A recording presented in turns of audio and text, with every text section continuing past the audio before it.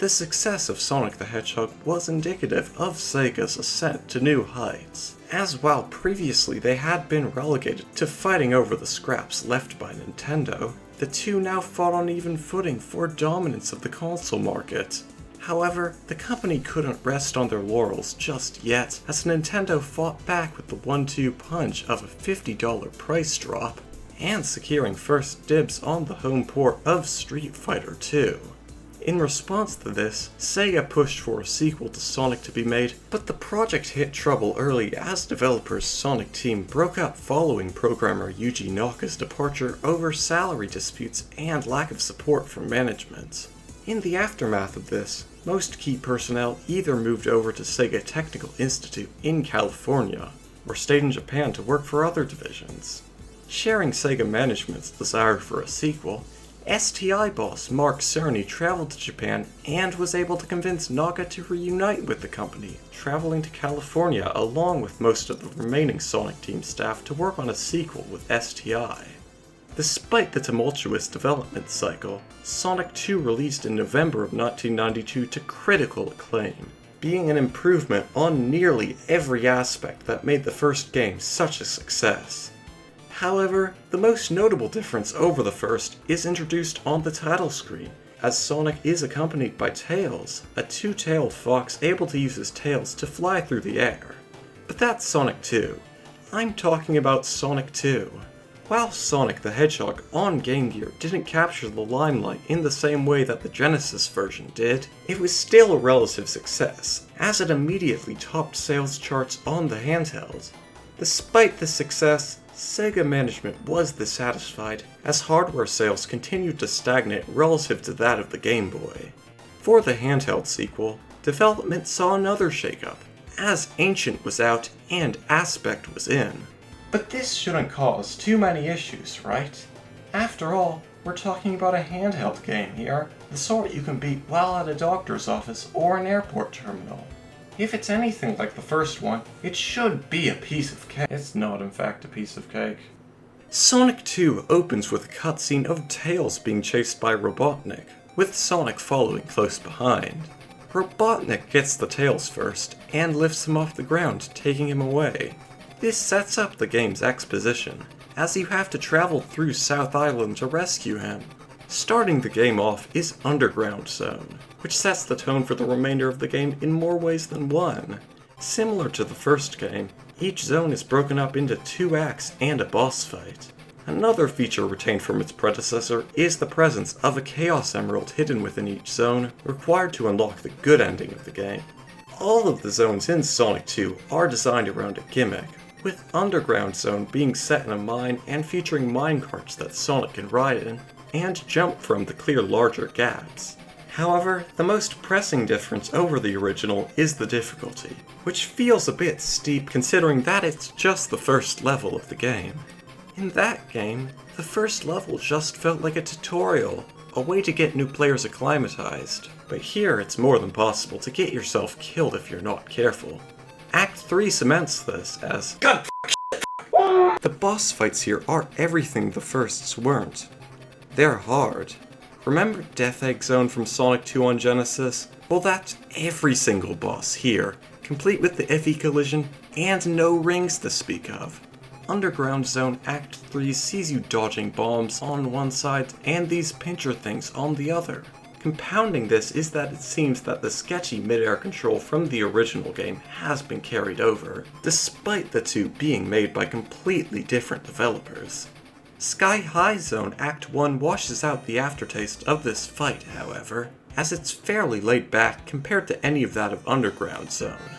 Using springs, you have to climb a mountain, but at the top are rewarded with a feature unique to this level, in the box art, that being the hang glider. Using the D-pad, you can glide long distances with it, avoiding obstacles and collecting rings while you do so. Unfortunately, the fun is short-lived, as Act 2 is nothing like the first. Here, you have to walk on clouds to get to the end of the level, but the only problem is that they're not always solid. If you land 1 pixel off, you fall through, and I'm not talking about the edge either. I'm talking about the middle. As far as I'm aware, there's no visual cues to tell you what clouds you can and can't walk on, so the only explanation I can think of is that Aspect simply threw this in to artificially increase both playtime and frustration. Act 3 and the boss fight are slightly less infuriating than that of Underground Zone, but only slightly, as while changing direction midair isn't a factor here, iffy collision very much is. If you land a pixel off of these penguin badniks, you die. After defeating them, you fall onto a second layer of clouds where you have to fight more penguin badniks and this goose robot that shoots fire from its mouth. After defeating the goose robot, it's followed up with Aqua Lake Zone, which features the unique and innovative inclusion of water. While Act 1 allows you to bypass most of this by skipping on top of it, Act 2 doesn't offer the same courtesy as it takes place entirely underwater. What Act 2 does offer, however, are large bubbles which you can use the float in. Compared to the previous two, the boss fight in Act 3 is not only simple, but also relatively easy. Here, you fight a seal robot which attacks by inflating bombs from its nose and launching them at you. To defeat it, you need to destroy these bombs as it inflates them, before it can launch them at you. Green Hills Zone is the fourth act of the game, not to be confused with Green Hill Zone from the original game. For the most part, it's a pretty fun level, with Act 1 and 2 both featuring little in the way of challenge, but including loops similar to the level from the Genesis original that it's not to be confused with. My only gripe here is, why wasn't this the first level of the game? This gripe is answered here in Act 3, as God the boss here is horrible, exposing both the poor collision and imprecise mid-air control. It's a chore to get through, burning through your lives, and it's a miracle if you can get through without using any continues. If you can get through, though, Gimmick Mountain Zone provides an interesting change of pace, as the gimmick here are the conveyors that populate the level. These come in two forms, being rotating discs that you can jump off of to launch Sonic higher, and layers of horizontal belts that you can jump through while having to avoid spikes at either end. For the boss fight, you're pitted against this Warthog robot which charges at you and knocks down debris from the ceiling.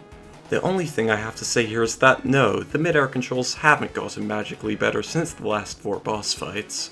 Scrambled Egg Zone is the 6th stage of the game, where you have to control Sonic through a maze of tubes in order to progress through the first 2 acts. Controlling Sonic in these tubes requires that you hit the D-pad at just the right moment, as in my experience it won't always work if you just simply hold it down while entering the pipe. However, the most interesting thing about the entire zone is the boss fight, and what happens after it. The fight itself isn't that interesting. It's basically the same as the one from the first stage of Death Egg Zone, but if you've collected all of the Chaos Emeralds up to this point, you progress the Crystal Egg Zone. Crystal Egg Zone, what's it like? It's made of glass. They say people in glass houses shouldn't throw stones, but apparently throwing hedgehogs isn't a good idea either, as Sonic can smash through square panes of glass with ease. Act 1 and 2 can be passed with ease, but the heat is really turned up in Act 3, as you square off against Robotnik himself. Here, you have to jump out of tubes similar to the ones in Scrambled Egg Zone at just the right moment to attack Robotnik, while ducking back in to avoid his attacks. These include egg yolk-like projectiles that group together, electric snakes, lightning, and this just feels like some sort of weird innuendo. After much Robotnik is defeated and flees, freeing Tails as he does so. The credits roll as Sonic and Tails run through a field at night. Stopping, they look up at the sky, seeing constellations of themselves. Finally, before booting you back to the title, this happens.